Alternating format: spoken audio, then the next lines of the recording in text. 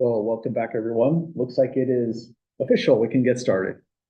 For today's class, we're just moving through the notes on approximate integration, the midpoint rule, trapezoid rule, Simpson's rule. It's kind of a nice, relaxing section. It's not anything too different than what we've seen in the past. We're just extending the rules that you've used already in Calculus 1 to a couple more techniques.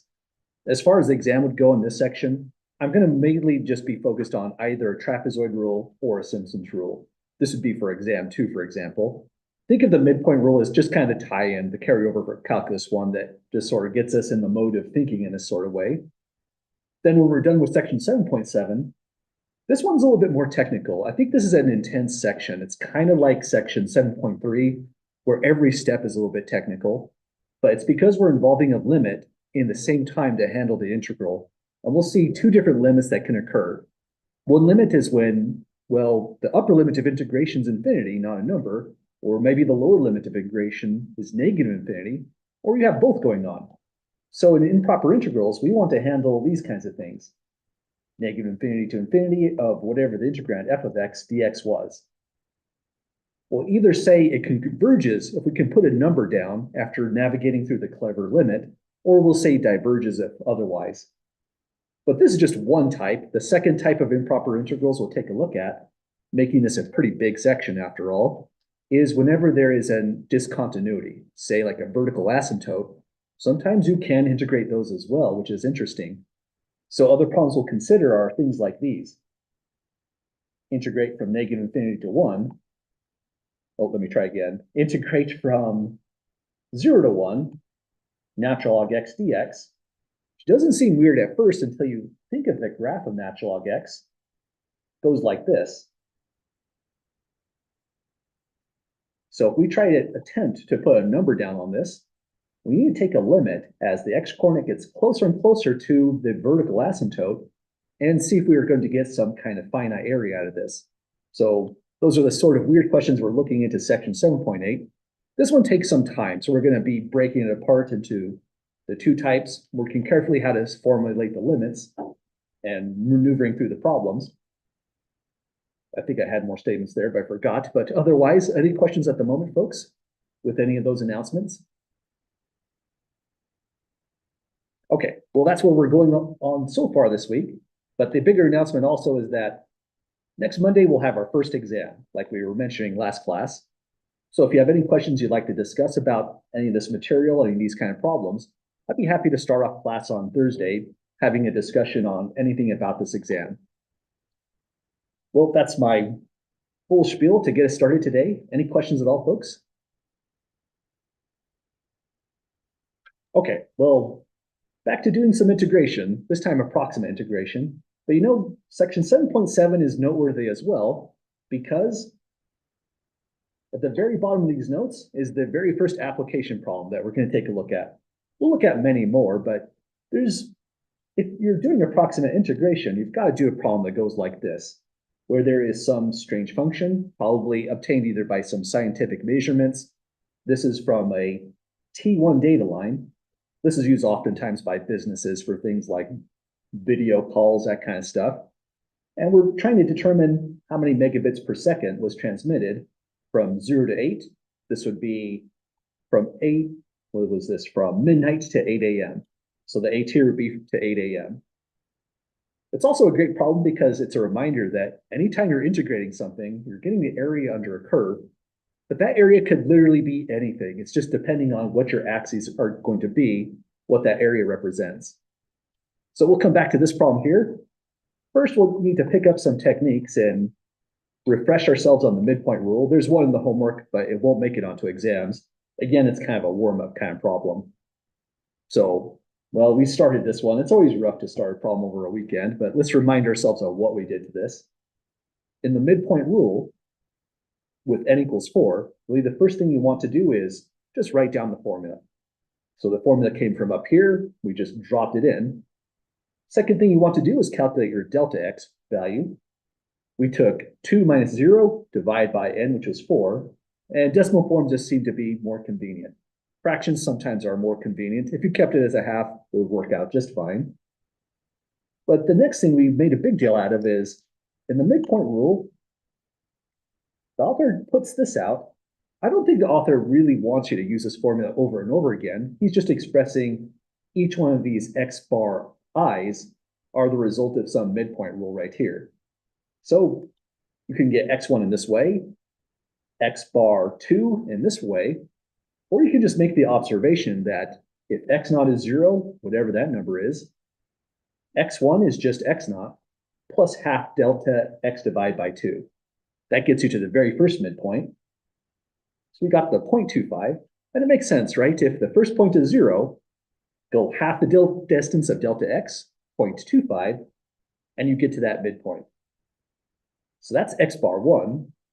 Then we just add delta x continually, 0.5, to get to all the rest.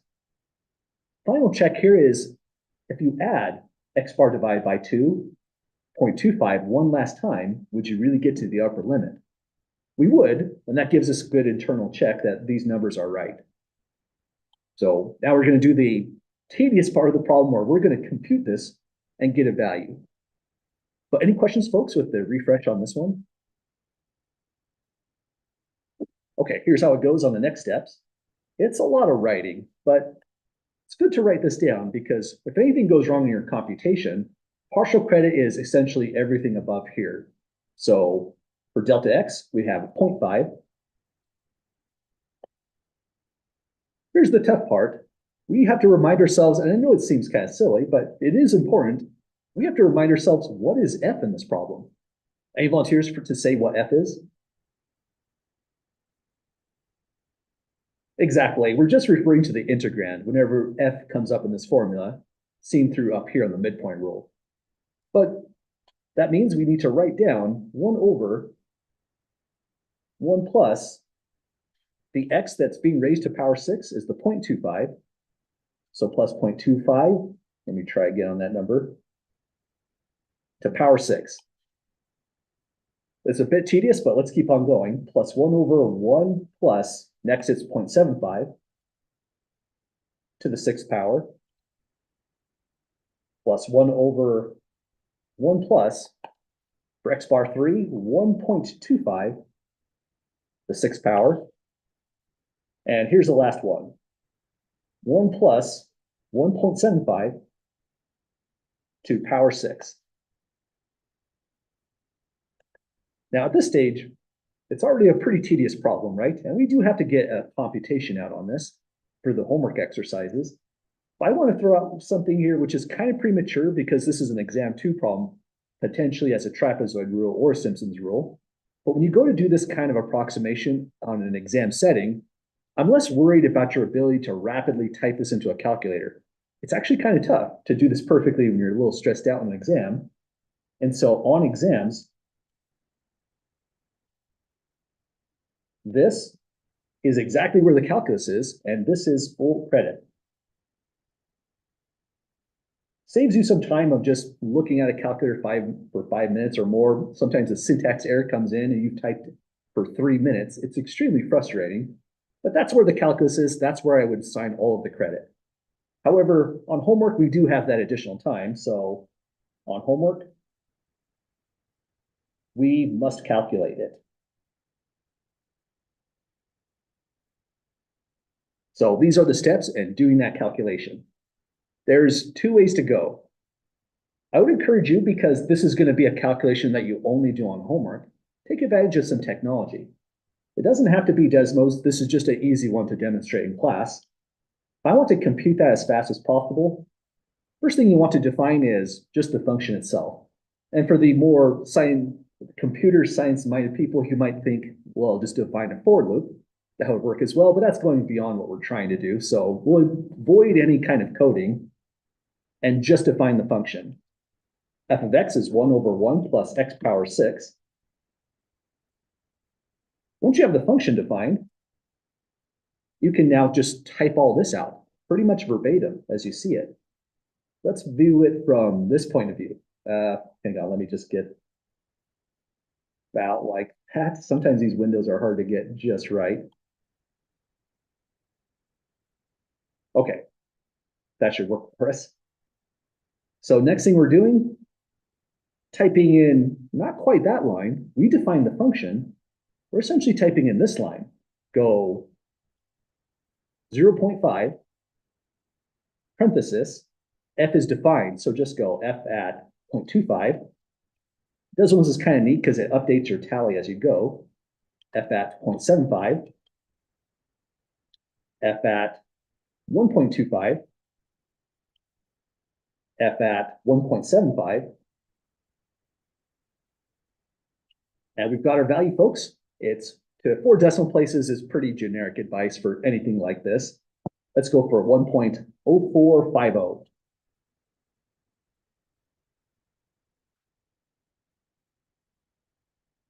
So that's a way to do it. Again, these problems have the potential to be just extremely tedious. This homework assignment can feel like the worst busy work in the world because it's a lot of writing, a lot of clicking if you're using a calculator. If you take advantage of Desmos, this won't come back to hurt you because again, on an exam setting, I'm more worried about can you put it together before the calculation step. But just for the sake of comparison, should we try it on, say, a TI-83 just to see what it'd do? Or how it would look, rather? Or do folks feel about okay with this? Oh, wait, we had someone say yes. So let's give it a try. Thanks for taking the lead on that one. So because you might be using a TI-83 or something like, say, maybe not this. This is going to be really tough to use this calculator on that kind of computation. It could work, but it's so tedious, I would discourage it. Grab like the TI-30 X2S. I don't have an emulator for that one, so just pretend that's what this is. Actually don't like this calculator as much. You'd rather have, well, I'd rather have the TI-83 because it wraps around and you can see all of this in one line without scrolling left, scrolling right. So I think I like the low-tech calculator for this one. So putting this in verbatim would be 0.5, put in a parenthesis, 1 divide by, we need a new parenthesis to contain the entire denominator, 1 plus 0.25. Power 2 button here is a really good, it's a good shortcut, but it doesn't work, right? We need the 6th power. I'll just use the power tool for that. Then rinse and repeat. Let me know if you spot a typo as I go to type this in, because it's really easy to do. When things are so tedious, you want to go fast, but the faster I go, the more error prone I'm going to get. So it's like a fight between those two things. So 1 plus 0.75 power 6, close that. And next one, 1.25 power 6. Uh-oh, you're right. So right there, it should have closed, right? That's so easy to do. So if we hit enter on this, probably a syntax error. Now you get a feeling why I don't necessarily want to encourage you to spend this kind of time in an exam setting. It's important to do when you have the free time in a homework assignment. I want to use the insert tool. And I never seem to get this right. Let's see if it worked. Hey, I was just guessing if that was the right spot. Okay, does that look better so far? It's kind of hard to see because how it wraps around, but at least you can see this whole thing as we put it in. So now it's 1 divide by 1 plus 1.25 power 6. Close the parenthesis. Thanks for spotting that unclosed one. Last one for this. 1 divide by 1 plus 1.75 power 6.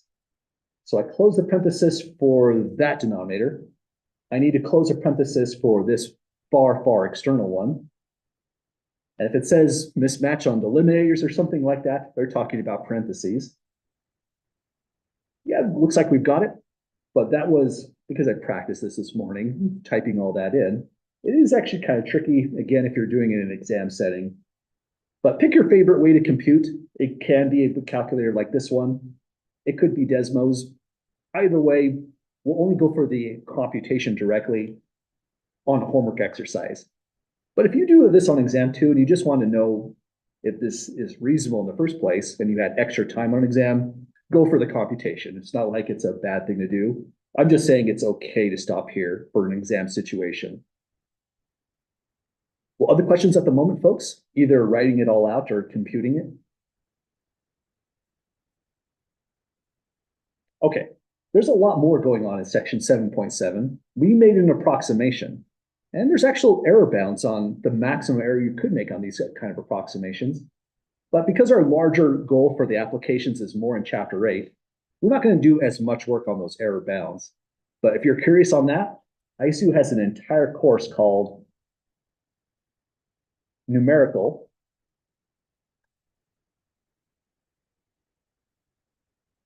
Analysis that gets all into this kind of stuff. Oh, sorry for missing the chat.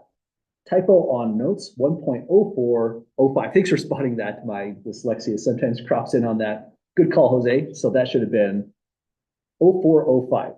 Didn't mean to scribble it out. Awesome. Thanks again on spotting that one. Other questions at the moment? Okay, Hey, Professor. other three. Yeah, go ahead. So I guess I'm a little confused because when we calculate integrals previously, we integrate the equation and then analyze it from your upper and lower limit. Why don't we do that in this instance? Why are we able just to plug in our midpoint values to calculate without integrating the equation? Gotcha. Well, a couple things going on. This one is that's not guaranteed to be the answer at all. There is an approximation right here, but the larger approximation is right here. So we're not guaranteeing this is accurate at all. Why did we do it? Well, that could be a pretty tough antiderivative to find in the very first place. So we're trying to look into numerical integration techniques to handle things like, not that one, things like, say, this one. We may find an antiderivative on that one, but that could require some real ingenuity. But really the best answer to that is these numerical approximation methods are extremely invaluable to the sciences when there is no function. You had a table of values that just generates a plot like this, for example. There was no function to directly say the amount of data used in megabits per second. And so we really have to use numerical methods just on this one. But does that help answer or get to the kind of the heart of that question there so far? Yeah, that makes sense. Thank Gotcha. you. Yep, absolutely. Other questions at the moment? Okay. One other thing I'd want to leave with on this one is imagine you're doing this as a homework problem. We've computed it, we got a value out, but you might be wondering, kind of like what the question was just earlier by Jonah, does this even make sense if you were to really integrate this? How off base is this answer? That's a good check as well. When you're doing your homework problems, we have opportunity to use extra technology. So open a browser window and let's do another check. We're not expecting 1.0405 necessarily, but we're expecting something in the ballpark of that. So here's one way to do this check. We used this tool before, Wolfram Alpha. It's something that you want to use very conscientiously, because once again, we're not trying to solve all questions with Wolfram Alpha. That wouldn't serve us at all when we go to do them again on the exams. But this is just an extra check on a question that is already pretty tedious, like with the partial fraction problems we discussed, and this tool came up. So what I would do here to double check that number is go integrate, put in the integrand, 1 divided by 1 plus x power 6. And even if you put this syntax in a little bit differently, Wolfram Alpha will just try its best to interpret it as an integral the moment you said integrate. So don't think of this syntax as it's got to be exactly this. But here I'm saying x is going from 0 to 2. And let's see what it makes of all that. It's still using numerical methods, potentially. Let's see here. Oh, it found an antiderivative. Nope. No, this is just the numerical value after they found the antiderivative and evaluated it. That's the answer. Approximately 1.0410. 1.0410. Looks like they rounded to fewer places than we even did when we went to 4 places. We have a slightly more accurate answer coming out of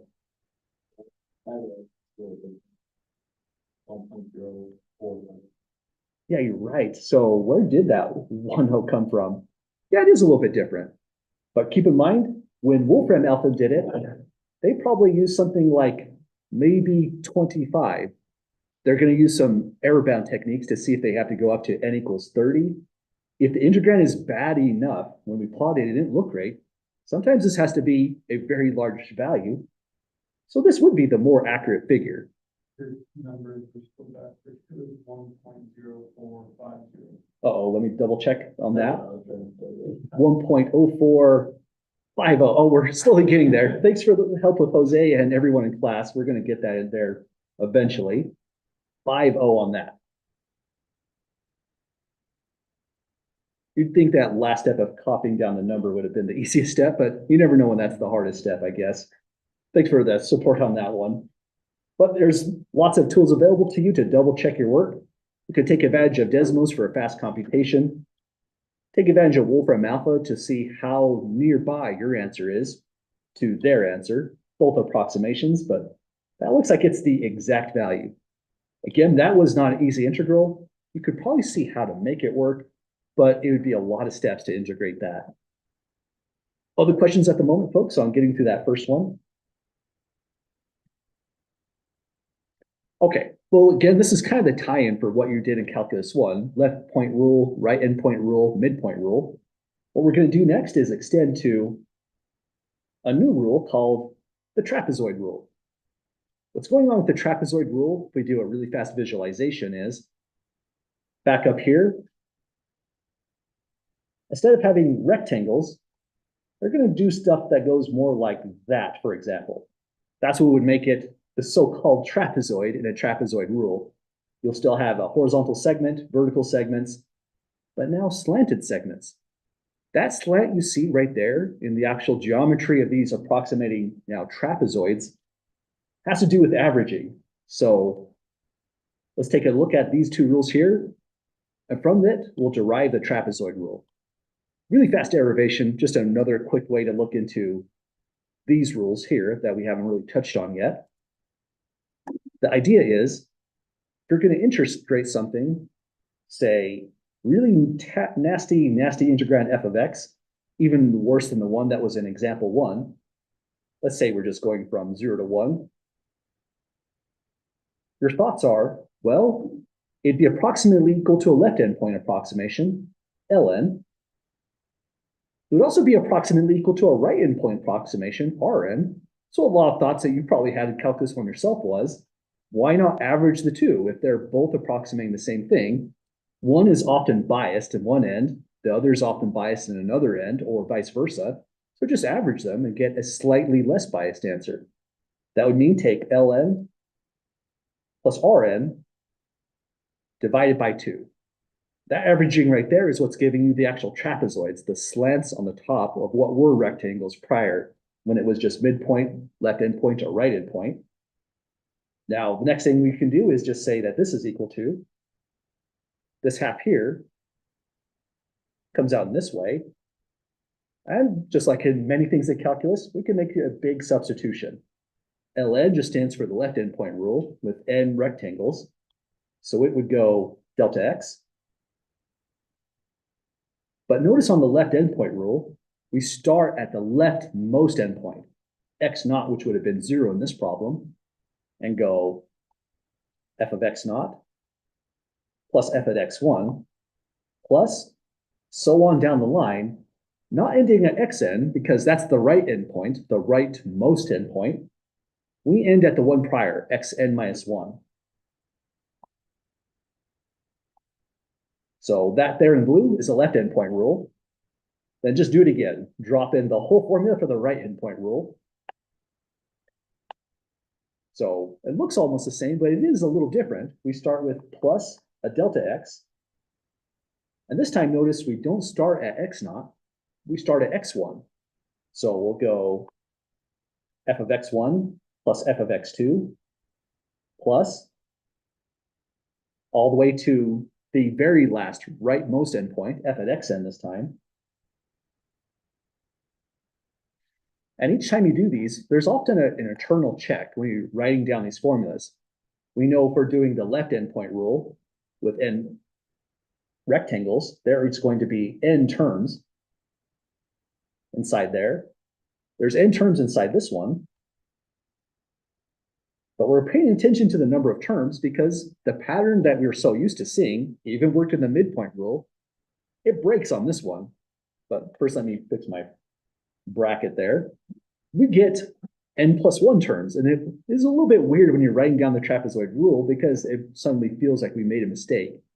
But where it happens, we're on the right track.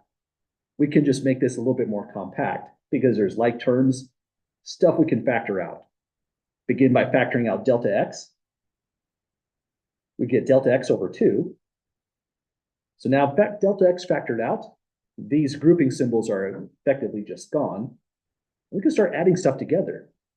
There's only one copy of f of x naught because it never occurred over here. So this gets written in once. However, there are exactly 2 copies of f of x1. So there are like terms here and here. So 2f of x1.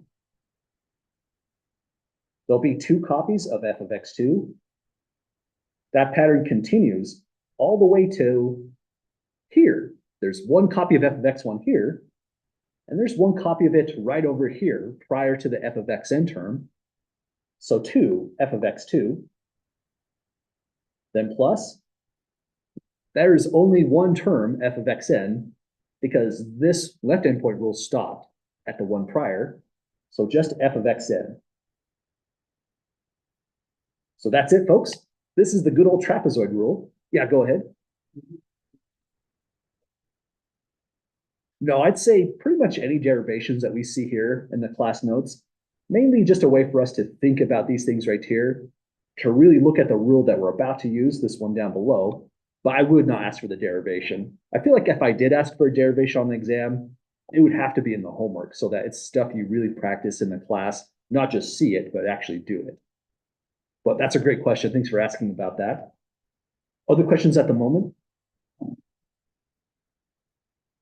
Okay, one of the reasons we want to do this is to really emphasize in numerical analysis, some of these tools are really just a matter of identifying the pattern. And that's the pattern. Oh, hang on. Plus, let me fix this right here. I should have went dot, dot, dot, plus 2 copies, f of xn minus 1, then 1 copy of f of xn. I think I just skipped all of that and dropped f of xn. We were mentioning the pattern's important, so this is the fixed pattern. And here's how it goes. Your first term has coefficient 1. Your final term has coefficient 1. Every other term is doubled in the middle. That's just the result of the averaging. And this is the thing that's really easy to miss. There are, when you derive the trapezoid rule, n+1 terms. So this would be all rewritten as Tn. T standing for the trapezoid rule, n for the number of rectangles that we would be using, but involves now n+1 terms altogether to make this work out. So that's our good old trapezoid rule. If we see it now just written out as an ordinary statement from our author's text, here's how it goes. Delta x divided by 2. That's the one thing that's different already. And those are the 2's that we're expecting. The rest of it has coefficient 1, the final and first term. Delta x goes exactly the same as before. So really, in my opinion, trapezoid rule is actually easier to write down than the midpoint rule. The midpoint rule has a couple extra computations on actually finding that first midpoint to get it all started. But these are a lot faster to just jump right into. It feels like you're doing a left endpoint rule, but just don't forget there are n+1 terms. Oh, just notice the chat. There's 2 of them all of a sudden. Carter says, why is 2f of x2 on there twice? And does the 2 delta x's cancel out in the 1/2 in front? So for the 2f of x2, so that would have come from the f of x2, which would have been written down right here. We didn't write it in because we don't know how big n is, but there's really f of x2 plus f of x3 and so on. So this gets dropped into that location. This one we did write in, so it was a little bit easier to visualize, gets dropped in there. And that's what's going to happen to, oh, hang on. What did I write on all these? think I had like a mini seizure right here. Sorry about that. That's what you were meaning. Why is there two f of x2 on there twice? Should have been something like that. Don't sure what I was thinking on there. Sorry about that misadventure in the derivation. Plus 2f of xn minus 1. Maybe I just forgot to write the n minus 1 on there. I think I called that an x2 and just went with it. Plus f of xn. So that's the fix. This comment right here was not the comment that was targeting the error you were mentioning. And that's the fix right there. Thanks for mentioning that, Carter. And for Jose asked, does the 2 delta x's cancel out? I think you're referring to these and these, to the 1/2 in front. They would only cancel out if we had something along the lines of, say, well, maybe thinking of it this way, this is probably a better explanation. This whole line right here could be rethought of as you're looking at a 1/2, then a delta x times maybe a plus b. A plus b is just a simplification of this algebraic structure. Then another delta x, multiplying a c plus d, for example. C plus d here is just simplifying this huge structure right here. But when you go to work with this delta x, the reason we can just put it right here without cancellation is, one way to see it is delta x just factors into everything or distributes into everything. So there's delta x fully distributed into those two terms. And we could do it over here. It's just a lot of writing. Delta x distributes into the n terms here, the n terms there. But the moment delta x appears on every single one of those terms, you can go 1/2 times delta x, leaving the a plus b plus c plus d. And that's this stuff all left behind. Then I just took the 1/2 times delta x to compactify it into that location. But does that help out with that question there?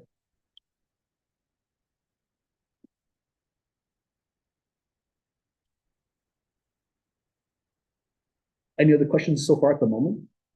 Sorry for getting that misadventure on that derivation. Something weird happened to my brain when I got to that step for some reason. Awesome, I'm glad to hear that, Jose. Well, let's try this out then on a actual example. So this is what a real exam question would look like. Do something like this. On exam 2, I'm not going to ask a bunch of these, so it's going to be like a digital coin flip. It'll either be a trapezoid rule on exam 2 or potentially a Simpson's rule. So this one's indicating trapezoid rule, and it equals 5. Here's how I would start it off. I'd probably just go approximately equal to T5. That's the big approximation in the process. Then once T5 is written down, that just reminds me what I'm doing. I'd write down delta x, divide by 2 since it's the trapezoid rule, write down the structure, and the structure is just this little pattern with the 2's that you see. So I'll go f of x naught, f of x1, plus f of x2, plus f of x3, f of x4. Oh, hang on. Went a little too fast on that. Plus 2 f of x1, plus 2 f of x2, plus 2 f of x3, 2 f of x4. It is tedious, we're getting there. Plus, now we're at x5.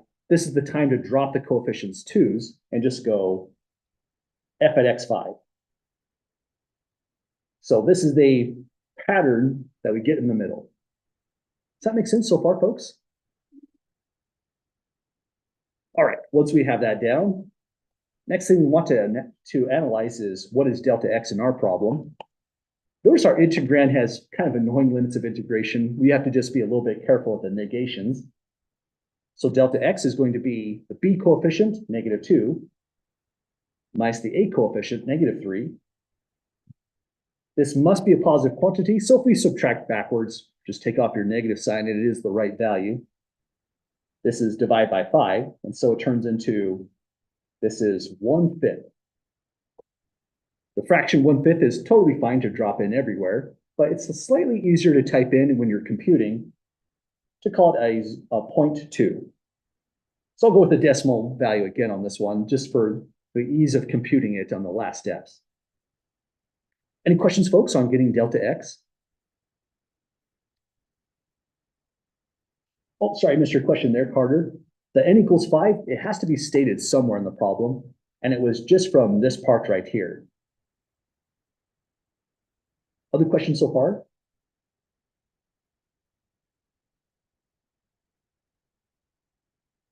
Okay, so we have 5 to 5 matching there. I guess that's a good kind of coding to tie together. Next thing we do is just find the values of x naught through x5. X naught is just the lower limit of integration, -3. But from there, we generate all the others by the same exact trick we used in the midpoint rule. We just add delta x repeatedly to get all the next values. So visually, let's just say it here. Plus delta x. I'll just write that arrow in once so there's not too much stuff on paper. That would take us to a -2.8. Do it again. -2.6. Add delta x to that.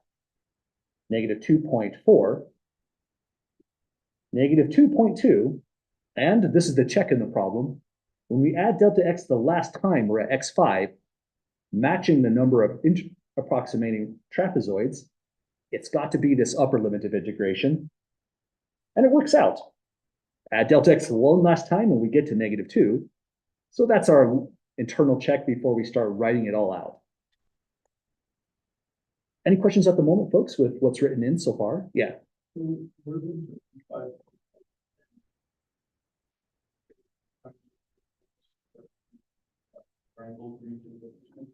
Absolutely, yeah. So the n equals 5 goes in right here. It's getting you the equal width between each trapezoid that we're writing down. Is that what you're asking for, where the 5 gets involved? Gotcha. So yeah, it's going to tell us, well, we really have n plus 1 terms on the inside. Again, that's kind of tricky, but it informs us the value for delta x again as well, and how far you go on these number of terms. Well, last step is just to drop it all in together. So here comes our substitutions. Delta x is 0.2, so divide that by 2 right here. And we get, well, let me just write it in this way so the notes aren't confusing. If you wrote in a 0.1, absolutely, totally fine in that location. Next, we have to write in the integrand so that I know that you know that f is referring to this right here. I know it's tedious, but we'll get through it. So let's write out root e to the -3 plus 1 plus, now we start putting our coefficients twice, e power -2.8 plus 1 plus 2 root e power -2.6 plus 1, 2 root e power -2.4 plus 1. It's kind of mind-numbing, but if you take the right view of this, think of it as more, it's just relaxing. This is meditative, not super technical work like trigonometric substitutions or improper integrals. So here's e -2.2. We're ending at -2, which means my next value won't have a coefficient 2. We'll just go plus root e power -2, add 1, close the bracket, and we've got it, folks. That's the whole approximation by the trapezoid rule so far. We wrote in the integrand. All we need to do is compute this whole thing. Well, we've got options. Let's try the Desmos way. And if anyone likes to see the TID4 way, don't hesitate to chime in. What we need to do if we're using this calculator, update the function.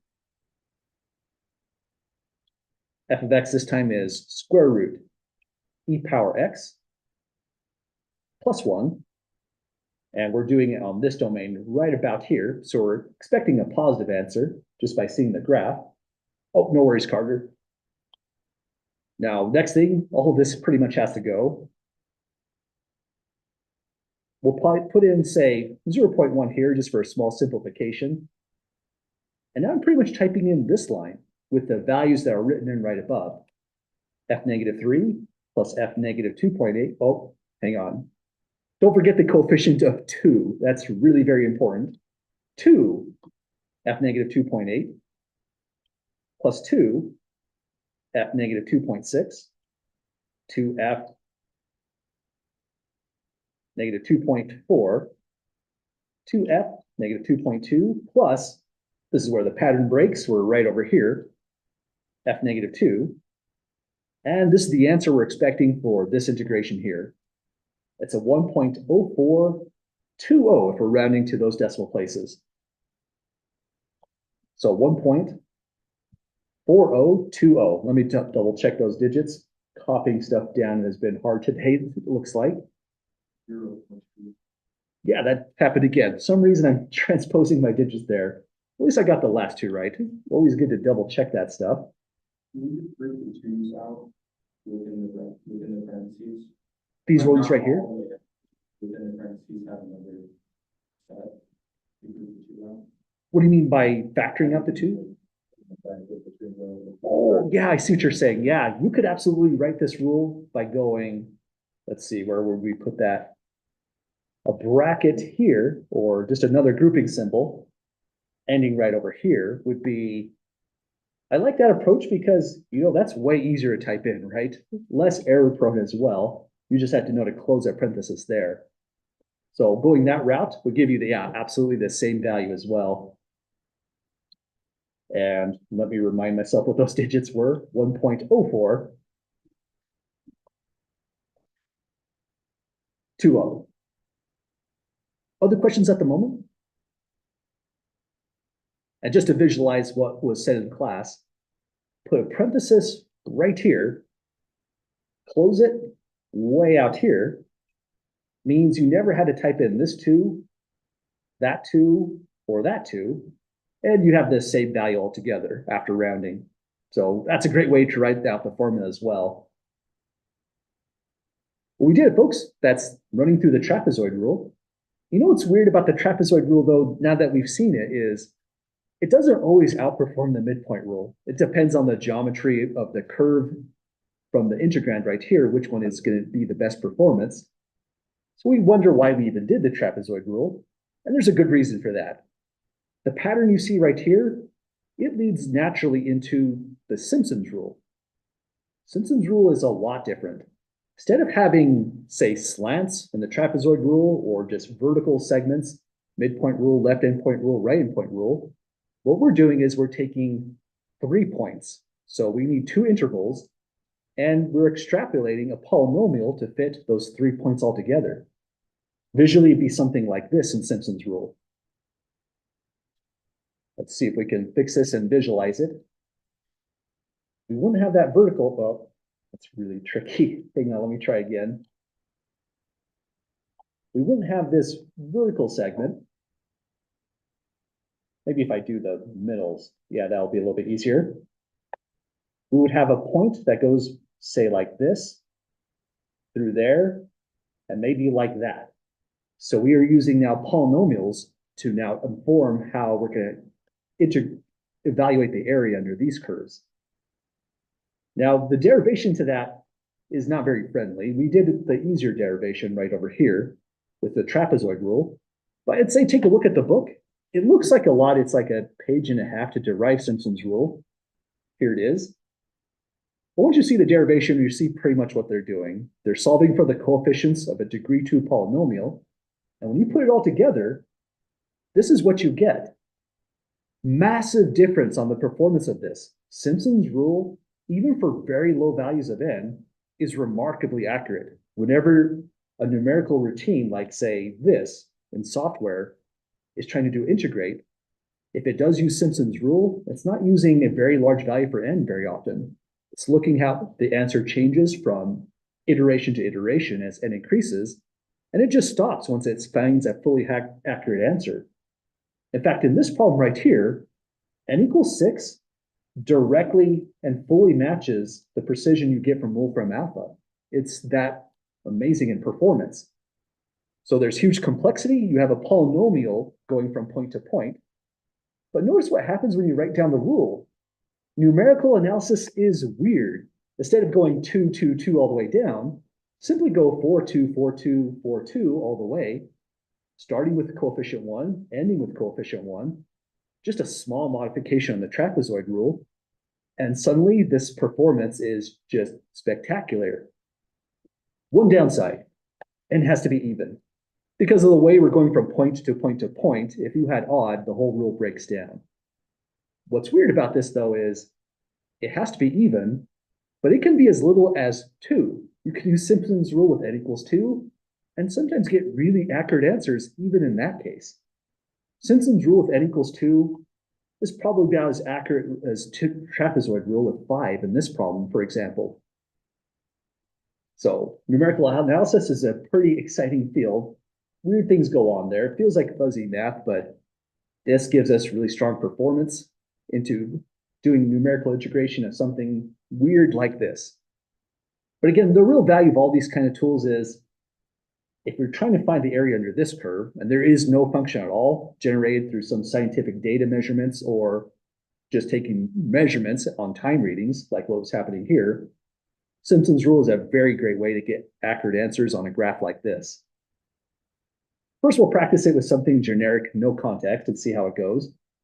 But really, as we do this problem here, it's probably just going to feel like we're doing trapezoid rule with that modification. Starts at 4, ends at 4,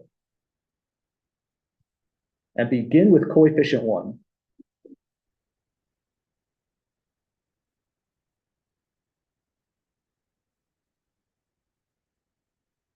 So that's the whole pattern.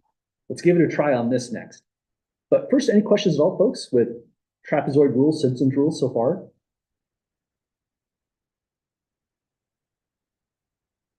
Okay, so let's write this down. Our goal is to numerically integrate from 4 to 6 natural log 1 plus x squared.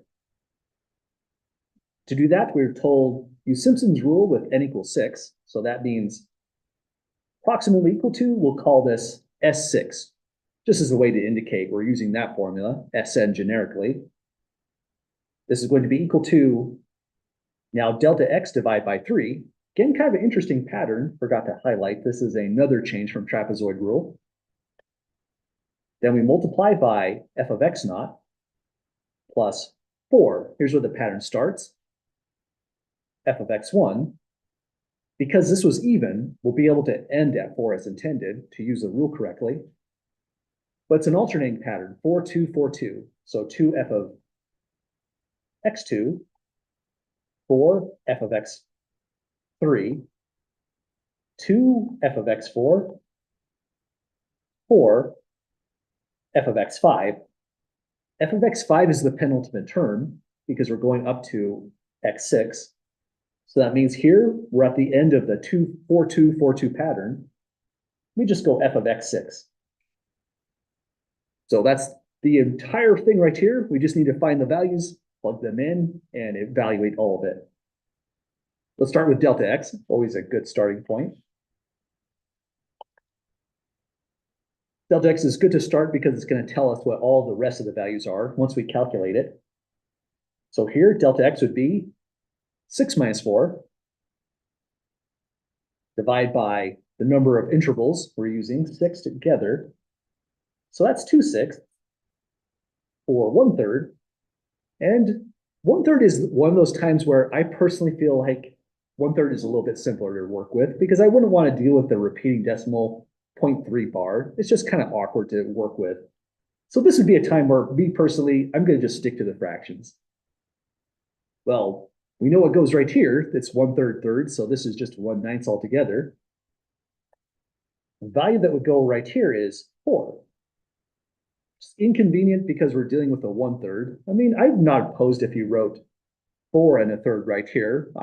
Mixed numbers are just as good as standard form numbers, but they often just look weird in a calculus class. So if you're not a fan of mixed numbers, turn your 4 into an improper fraction that's going to be 12/3. So it's compatible with the 1/3. And then it's the same game as before. Keep on adding delta x. This value is 13/3, 14/3, 15 thirds, might as well call that one a 5.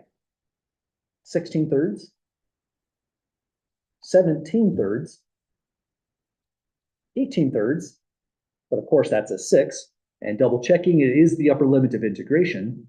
So we really are on the right track with all those values there. Any questions so far, folks, to this stage? Okay, this is the step next that often makes your hand a little bit tired. Put in delta x for a third. If you put in 1/9 right here on paper, that's terrific as well. I'm just taking these extra steps to make the notes a little bit more readable. Now go back to f, which is natural log 1 plus x squared, and drop in those values. So it's natural log 1 plus, I'll just call this one 4 squared. Now going down the line, 4, f of, not f of, we're writing in natural logarithm of 1 plus. Here order of operations are annoying because if you say 13 thirds squared, you're looking at 13 ninths. So fractions have that side effect. I need parentheses to make order of operations make any sense right here. Plus 2, natural log, 1 plus 14 thirds squared. Riveting stuff, but we're getting through it. For natural log 1 plus 15 thirds, I'll just call that 5 squared. Or you can just say this is 4 natural log of 26. That's easier to type in. So even though you don't have to simplify these, sometimes it's not a bad idea. So we're up to this one. Next is plus. Oftentimes we need this mathematical technique of just drop a line if you run out of horizontal space. Natural logarithm of 1 plus 16 thirds squared. Now we're up to this one, the penultimate one, 4 natural logarithm 1 plus 17 thirds squared. Which means when we go to the next, we drop coefficients and write natural logarithm of 1 plus 18 thirds squared. Or 6 squared would have been better to write in. Yeah, go ahead. Well, the delta x itself was exactly the 1/3, so we have to substitute it directly into that position there.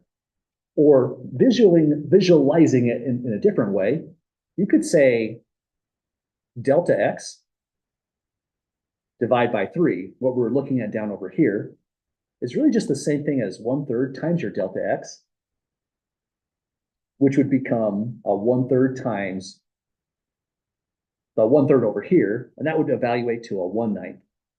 And this one as well, or excuse me, that would evaluate to a, that is a great question.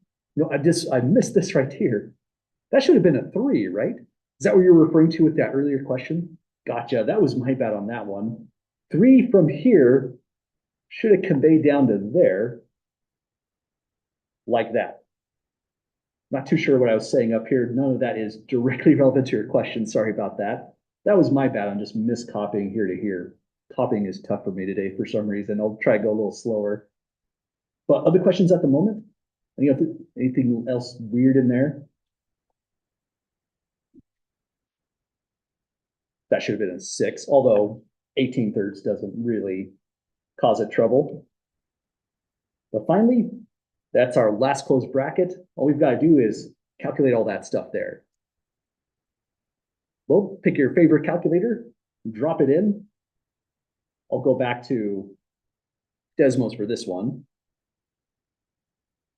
We've got natural logarithm 1 plus x squared. Now the values down here in Desmos, you know they're not quite right, but some of the structure is kind of right. We have to go with the 4-2-4-2 pattern. Let's instead call this a 1/9, coming from right over here, 1/3 thirds, multiplying f of, well, it's 4 is what's going in, then it becomes 1 plus 4 squared when we use the function as defined up here. So really, we're just again typing in this line if we decide to use the Desmos calculator. Well, so we'll go 4 f of 13 thirds, 2 f of 14 thirds, 4 f of 15 thirds, which is 5, 2 f of 16 thirds, 4 f of 17 thirds. Then finally, we're right at this location, 4 f of 17 thirds. Let's go f at 6, and that's our evaluation altogether. On your version. Oh, there it is. Thanks for spotting that one. So 4 here can very bigly change this response right here to 6.4923. Let me see if I can copy that in. 6.4923 is my claim a very highly accurate answer to this definite integral problem. Let's double check the computation there. Anyone getting anything slightly different, or does this look all right so far? Awesome. And then again, just another look if you want to use this tool right here to check out your answer in a homework problem setting. Go integrate, change this to the actual integrand. So it should be natural log 1 plus x squared. Limits of integration are from 4 to 6. Let's see what Desmos, or not Desmos, Wolfram Alpha makes of that. They say it's 6.4923. And again, exactly what we obtained. To 4 decimal places, we get an extremely accurate answer because Wolfram Alpha actually found an antiderivative to that. This is the exact value right here. All they're doing is approximating this stuff right here to get an evaluation out. So with n equals 6, our answer is really highly accurate. That's just a great way to show off just how powerful Simpson's rule is. With one tiny modification on the coefficients here. That's the, again, really weird thing about numerical analysis.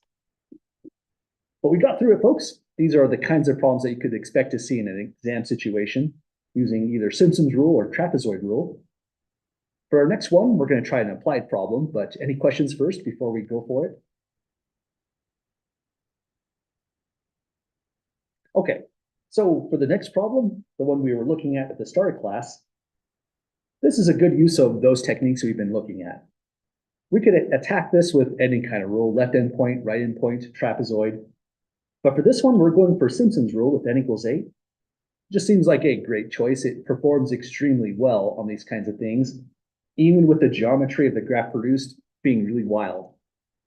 So it shows on the right, this is the graph of traffic on an internet service provider's T1 line from midnight, that's at 0, to 8 a.m., so that's going to be 8 here. The variable D is the data throughput. So here's D measured this way, our dependent variable. It's measured in megabits per second, which means we have a problem right out of the gate on this one. Anyone see the major difficulty before even using Simpson's rule with this problem? Exactly. This is in megabits per second, it said, whereas time is in hours. We have a unit mismatch and we can't use these rules until we resolve the unit mismatch. I think it's easier to make this megabits per hour instead of making this really, really small in terms, or really large in terms of seconds. So let's do this really tedious thing. One thing I do want to mention though is I'm personally not a big fan of unit changes. This will never happen in an exam setting. It can happen on homework, so that's why we're doing it here. So take 0.4, it's megabits, not bytes, so lowercase b there, per second. We have to multiply this by what'll be 60 seconds to the minute, which we multiply by 60 minutes to the hour. We'll have the right cancellations, and whatever this is, let me just put H for hour, will be megabits per hour.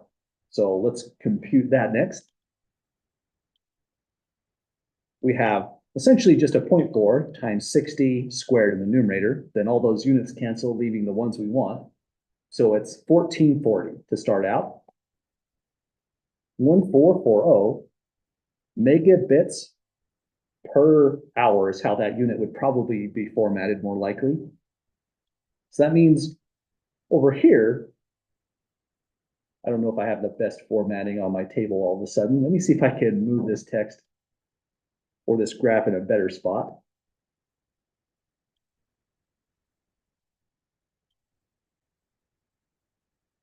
There we go. That's going to be our hack. I need to move that. Oh no, I need to move that around because of, let's fix this here. I want to put some more descriptions here when we put in our unit change, but that was 60 minutes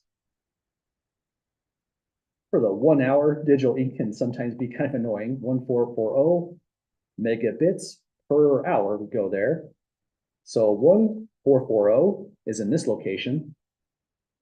And because we're numerically approximating, we need a little bit more here. So let's take that 1440. We divide it by 4. That tells us that this tick mark right here is 360. So that's going to give us the next values. So 360 here, 720 here, and then add 360 again. That sounds like a 1080. Then I start to lose my place on that. So let's go for the last one. 1440 plus 360. So 1800 on the next one. Then just go times 2. So 2160 on the next tick mark. Times 3 is 2520. And here's the last one. Times 4 is 2880. This really looks odd when you say 2880 is equal to 0.8, but understand we mean with the unit, appropriate unit attached on there. Just didn't want to make this too visually overwhelming. But now that we have all that, we can now apply Simpson's rule to this graph. The units will match up. Any questions so far, folks, to this stage? Okay, well, looking at all this, we want the total amount of data transmitted for this time period. So our answer is going to be total amount of data. And the unit for that should just be megabits. Now, next, we're using Simpson's rule, n equals 8. It is still just an approximation, so we'll say, excuse me, approximately S8.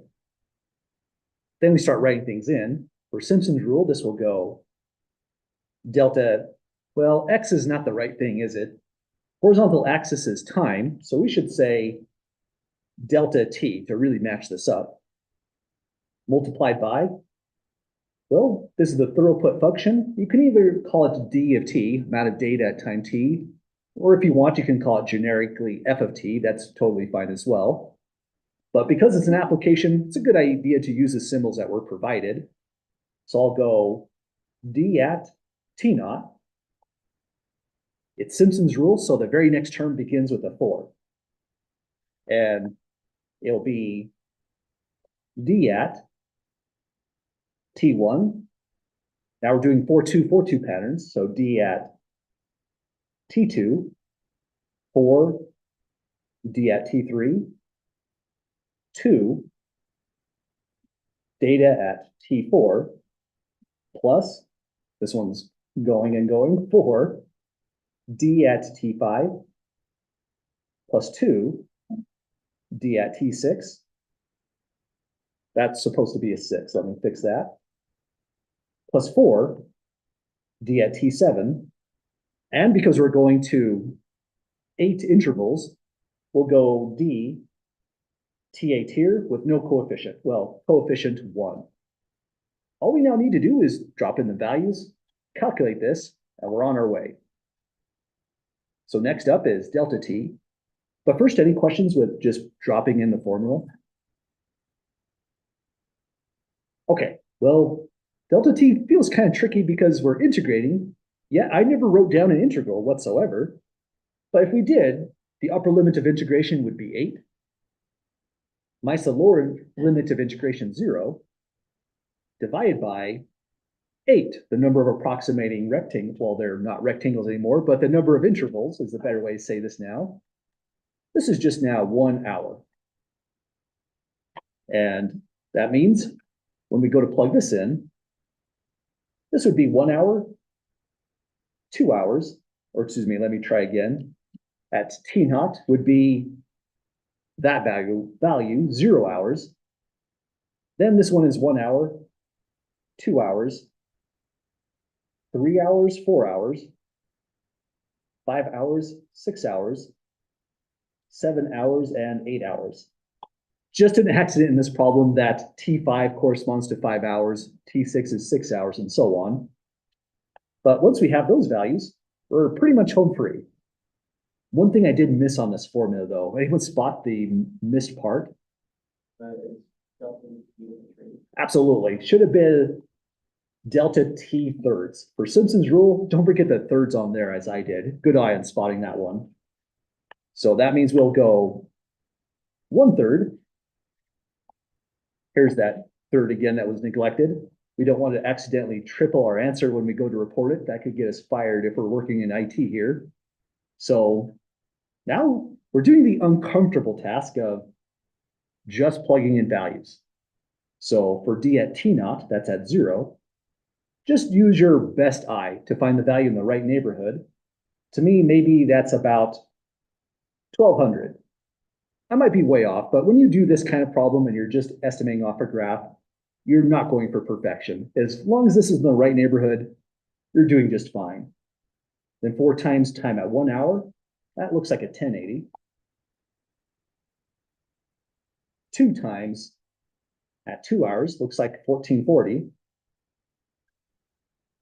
4 at 3 hours, I'll just call that 1800. 2 at, that was at 3 hours. This one's at 4 hours. Looks like about 1800 again. Plus 4, let me fix the 0. At 5 hours, that's a hard one. How about 1900? Not thinking too hard, just mainly writing it in. The next is 2 at 6 hours, maybe a 1700. No, that's estimating the wrong way. Maybe, oh geez, we said 1900 on the last, maybe 1900 again. That might have been better as a 2000, but let's stick with what we got. Doesn't have to be perfect. So that was at 1900, I'm losing my place. 7 hours. That one looks like 2880. The next one looks like it's about 3000. So plus 4, 2880 plus 3000. Last thing we have to do is just throw all that into the calculator. But I want to at least put this down on paper. Sorry for racing and going past a minute by a good shot.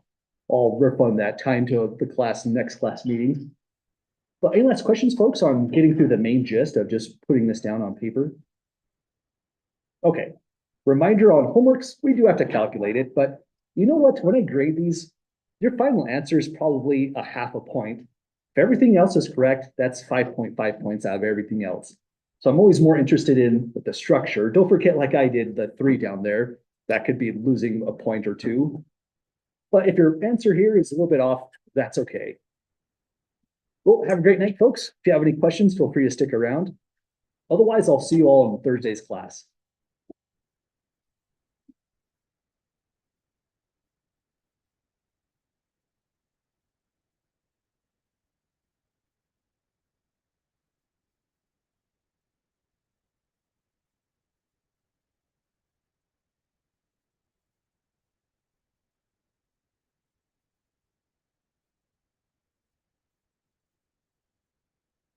I should put this in a calculator anyways, just to finish this one off. So if you want to come back and see what it came out to, I'll have a value down there.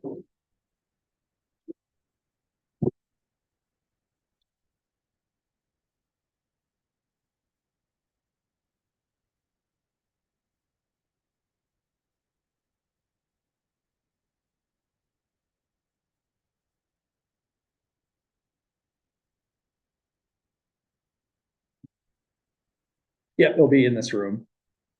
It'll be like a normal class, except everyone's just kind of quiet and working.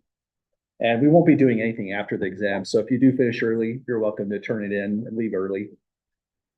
It's not going to be a long exam. I think it's between 5 and 6 questions. So there'll be extra time built in for checking your work, that kind of stuff. Yep, have a great one.